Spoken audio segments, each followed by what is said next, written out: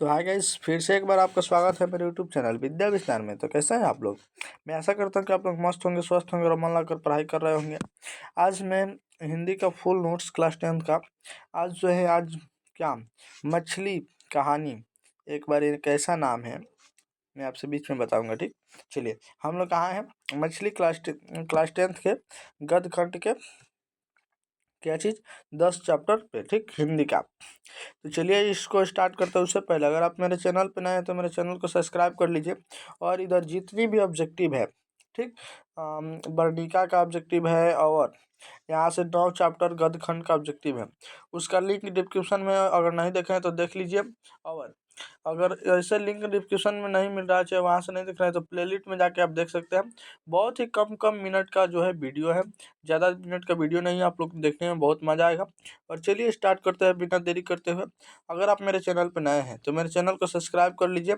और class 10th का कोई भी नोट्स चाहिए, एक क्रेश कोर्स का हो, फुल कोर्स का हो, किसी प्रकार का नोट्स चाहिए तो यहाँ पे व्हाट्सएप पे हाई लिख के भेजिए और यहाँ से आप कह के ले सकते हैं। ठीक, 76 31 77 87 49 या 76 31 77 87 59। ठीक, तो चलिए स्टार्ट करते हैं बिना देरी करते हुए। तो फर्स्ट नंबर जो हमारा क्वेश्चन आएगा यहाँ पे 10 चैप्टर से स्टार्ट होगा। ठीक, 10, 11 और 12 आज हम लोग खत्म करेंगे। तो चलिए देरी ना करते हुए स्टार्ट करते हैं। पहला नंबर जो क्वेश्चन है ये मछली कहानी का है। मछली एक ऐसा नाम है, देखिए ये नाम नहीं है, मतलब ये कहानी है, लेकिन हम लोग के लिए एक ऐसा नाम है जिसके लिए मैं किसी को पिनकाया भी नहीं, कुछ भी नहीं कहा, फिर भी मैं पिटाया। लेकिन कोई बात नहीं, बस हाँ एक आदमी शख्स था जो पिनिक रहा था। अब क्या बताओ, बताइए, पढ़ाई का एक ऐसा नाम है, मछली पढ़ाई में आ रहा है तो फिर तो मछली कहना पड़ेगा।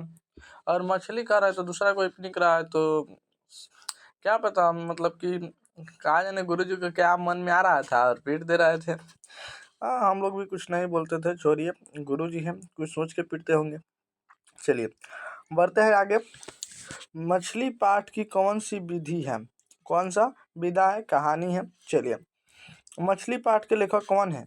विनोद कुमार शुक्ल।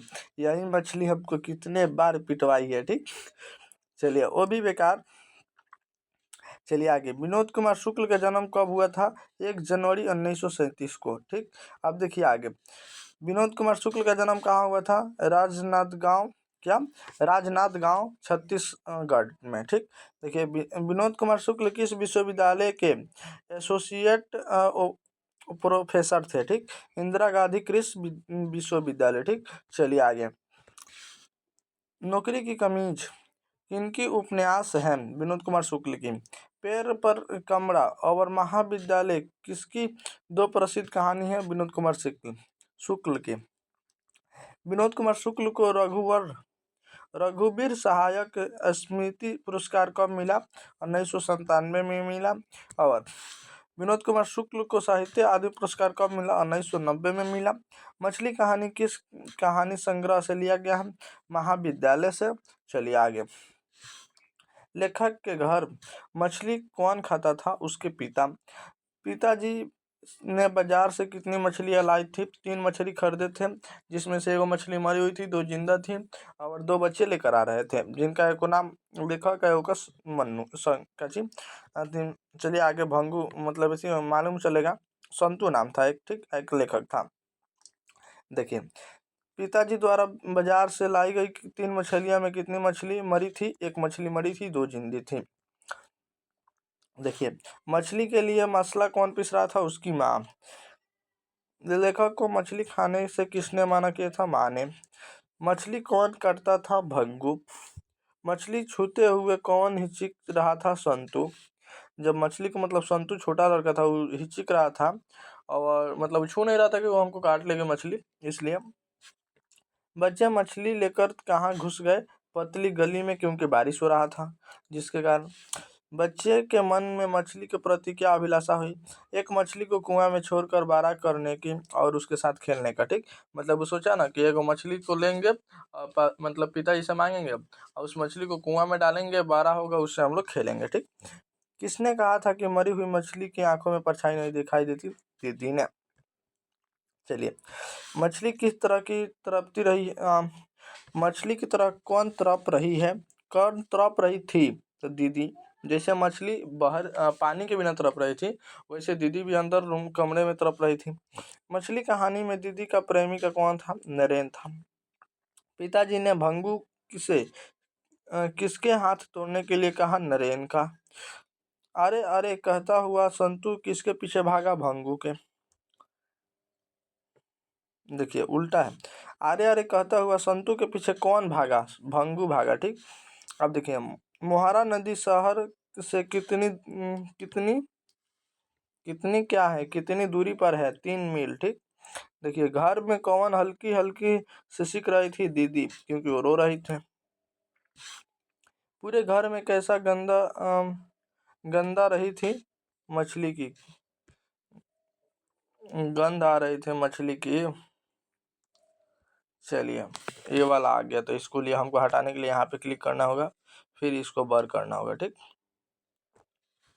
लेखक अपने पिता से क्या मांगना चाहता था? एक मछली।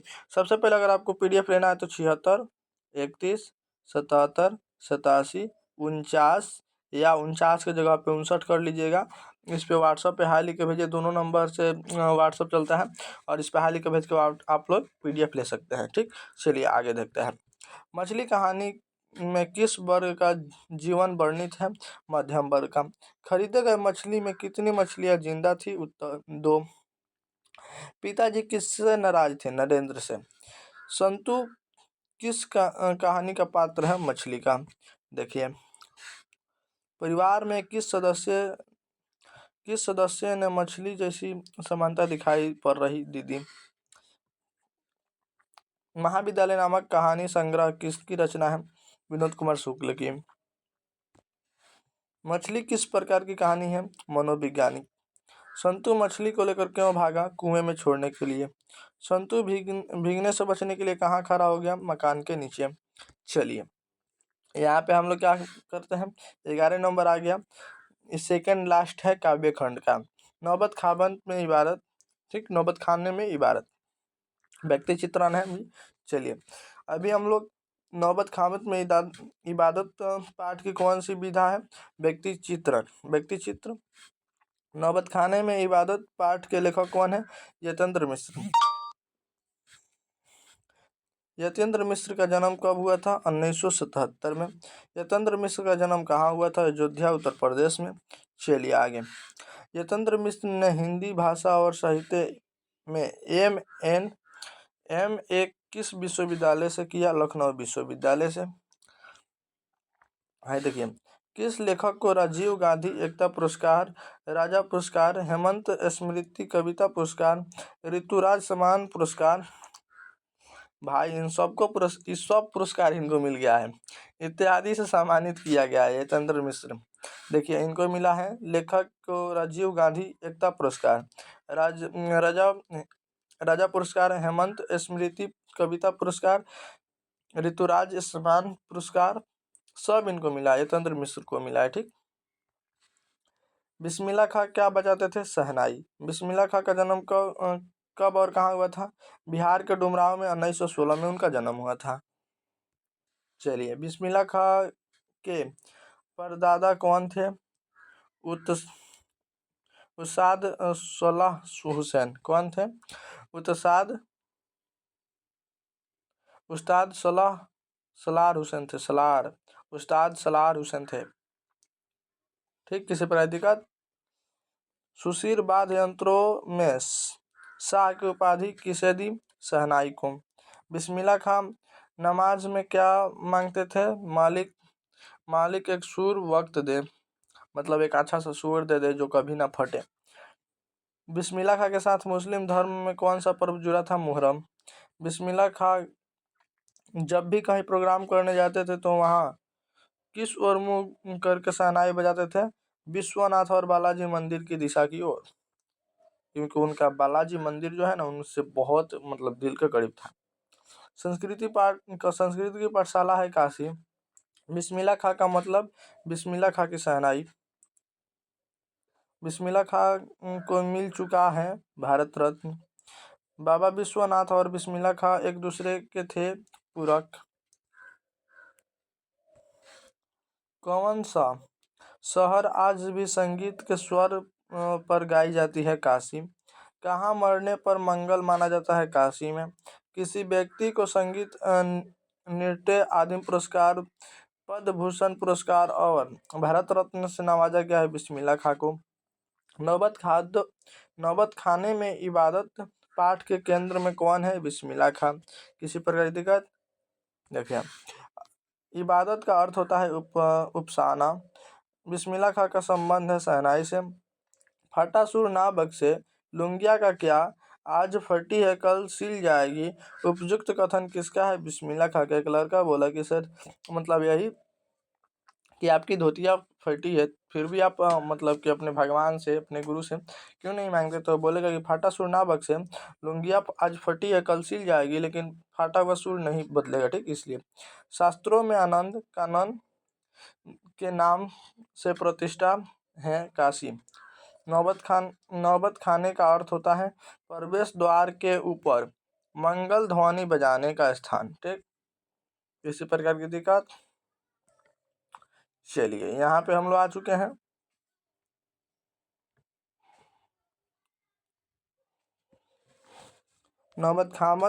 नौबत खाने में इबादत पाठ के लेखक किन व्यक्ति चित्र प्रस्तुत किया है? बिस्मिल्लाह खां का। बिस्मिल्लाह खां के बचपन का नाम था कमरुद्दीन अमरुद्दीन।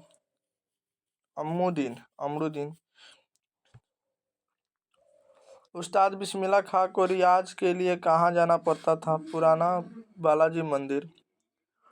5 से 6 वर्ष डुमराव के बिताकर कमरुद्दीन कहाँ आ गए? काशी। शहनाई बजाने के लिए किसका प्रयोग होता है? रीड नरकट का, ठीक। रुसलन बाई कौन थी? गायिका। बिस्मिल्लाह खां के परदादा उस्ताद सलमान हुसैन कहाँ के निवासी थे? डुमराव के। चलिए आगे। कमुद्दीन किनका नाम था? बिस्मिल्लाह खां का। अरब देश के फूंक कर बजाए जाने वाले वाद्य यंत्र जिसमें नारी होती है उन्हें क्या कहते हैं? नय। यतीन्द्र मिश्र ने गीतकार गुलजार की कविताओं का संपादन किस नाम से किया? यार जुलाहे के नाम से। यहाँ पे लास्ट है शिक्षा और संस्कृति, जिसको लिखे हैं महात्मा गांधी ने। चलिए इसको पढ़ते हैं। शिक्षा और संस्कृति के पाठ की कौन सी विधा है? शिक्षा शास्त्र। शिक्षा और संस्कृति के लेखक कौन है? महात्मा गांधी खुद लिखे हैं। महात्मा गांधी का जन्म कब हुआ था? 2 अक्टूबर 1869 ईस्वी को, आप लोग जानते होंगे। महात्मा गांधी का जन्म कहाँ हुआ था? पोरबंदर का, गुजरात में। महात्मा गांधी का पिता का नाम था करमचंद गांधी। महात्मा गांधी का माता का क्या नाम था? पुतलीबाई। चलिए, गांधी जी की प्रारंभिक शिक्षा कहाँ से हुई थी? पोरबंदर और उनके आसपास के गांव स्कूलों से। चलिए, महात्मा गांधी वकालत की पढ़ाई करने के लिए कब और कहाँ गए? 4 दिसंबर 1888 ईस्वी में लंदन यूनिवर्सिटी में गए, ठीक। यूनिवर्सिटी में गए 4 दिसंबर 1888 ईस्वी में। महात्मा गांधी का विवाह किसके साथ हुआ? क्या? कस्तूरबा गांधी के साथ। गांधी जी दक्षिण अफ्रीका में कब से कब तक रहे? 1893 से लेकर 1914 तक। गांधी जी दक्षिण अफ्रीका से वापस कब आए? 1815 में आ गए। गांधी जी को महात्मा की उपाधि किसने दी? रविन्द्रनाथ ठाकुर ने। गांधी जी ने रविन्द्रनाथ ठाकुर या टैगोर को किसकी उपाधि दी? बापू की। हिंद स्वराज्य सत्य के साथ, मेरा प्रयोग आदि किनकी पुस्तकें हैं? गांधी जी की। हरिजन, यंग इंडियन आदि पत्रिका किनकी है? महात्मा गांधी की। गांधी जी की मृत्यु कब हुई? 30 जनवरी 1948 ईस्वी में नई दिल्ली में हुई। गांधी जी का स्मृति से हम कौन सा दिवस मनाते हैं? अहिंसा दिवस। बापू कहकर कृतज्ञ राष्ट्र किन्हें याद किया जाता है? महात्मा गांधी को। चलिए, अंतर्राष्ट्रीय स्तर पर अहिंसा दिवस कब मनाया जाता है? 2 अक्टूबर को। अंग्रेजों को खिलाफ अहिंसा का पहला प्रयोग गांधी जी ने कहाँ किया? दक्षिण अफ्रीका में। चलिए आगे। गुरु नानक देव जी किसके बिना इस जगत में जीवन व्यर्थ मानते हैं? राम नाम के बिना। सॉरी, देखिए यहाँ पे थोड़ा सा मिस्टेक ही हुआ है। यहाँ पे देखिए, यहाँ पे दक्षिण अफ्रीका तक तो मेरा था, लेकिन यहाँ पे 367 से आया, वो गलत है। चलिए देखते हैं भला खत्म हो गया क्या? नहीं, 300 वहाँ तक कितना पढ़े थे? 340 तक, 41 से यहाँ है। हम सोचे कि कहाँ चले गए। चलिए, महात्मा गांधी के अनुसार उदास हुआ बूढ़ा क्या बढ़िया शिक्षा क्या है? देखिए, महात्मा गांधी के अनुसार उदास नहीं होना चाहिए। महात्मा गांधी के अनुसार बढ़िया शिक्षा क्या है? सबसे पहले इसको हटा देते हैं। बढ़िया शिक्षा क्या है? जो अहिंसा प्रतिरोध हो। आध्यात्मिक शिक्षा से गांधी जी की क्या तात्पर्य है? हृदय की शिक्षा। मतलब कि अगर आपको अच्छा शिक्षा लेना है, आध्यात्मिक शिक्षा लेना है, तो हृदय की शिक्षा यानी शांति रहने का। कौन चाहते थे कि ये सभी घरों की संस्कृति का हवा उनके घर के आसपास बहे? गांधी जी। शेक्सपियर किस भाषा के कवि हैं? अंग्रेजी के। टॉल्स्टॉय कौन थे? रूसी लेखक। मेरा धर्म कैद खाने का धर्म नहीं, यह पद कथन किसकी है? महात्मा गांधी की। चलिए आगे। मेरा धर्म कैद खाने का धर्म नहीं, यह पंक्ति किस शीर्षक पाठ में है? शिक्षा और संस्कृति। चलिए, हम लोग तो यहाँ पे आज का जो कार्यक्रम हुआ खत्म किए, लेकिन अब यहाँ से आगे से कल से होगा। यहाँ पे काव्य खंड में आ चुके हैं। काव्य खंड में 4 दिन में ये सब आ जाएगा, ठीक। उसके बाद आएंगे सब्जेक्टिव में, निबंध होगा, पत्र होगा, संवाद होगा, गद्यांश होगा, ठीक। दीर्घोत्तरीय प्रश्न होगा, लघुत्तरीय प्रश्न होगा। सभी को मात्र 8 से 9 दिन में आज खत्म करने वाले हैं। तो इस वीडियो को अपने दोस्तों के पास जरूर शेयर कीजिएगा और चैनल को सब्सक्राइब कर लीजिए। लाइक भी कर लीजिएगा। स्क्रीनशॉट कैसे ना हो गया, ठीक। यहाँ पे अगर टिपाएगा ना, यहाँ पे एक चिन्ह लग रहा होगा आपको, यहाँ पे एक लग रहा है, यहाँ पे टिपाएगा ना तो स्क्रीनशॉट हो जाता है, ठीक। तो चलिए मिलते हैं नेक्स्ट वीडियो में, तब तक के लिए bye, thank you so much.